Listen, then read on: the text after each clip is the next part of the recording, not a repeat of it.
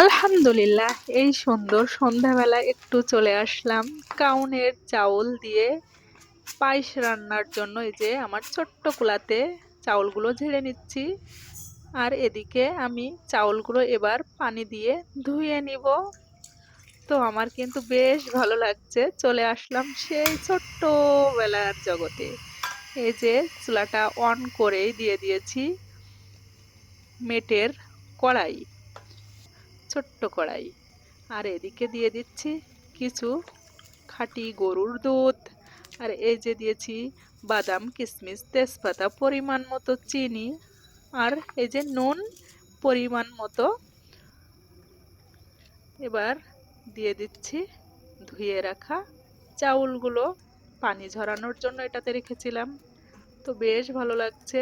এবার দিয়ে দিব পরিমাণ মতো কোরানো নারিকেল। তো ফুস করে জ্বলে টুস করে ফেটে গেল আমার মেটের কড়াইটা। তো কি আর করা, আরেকটা কড়াইতে দিয়ে দিয়েছি, এটা কিন্তু ফাটবে না।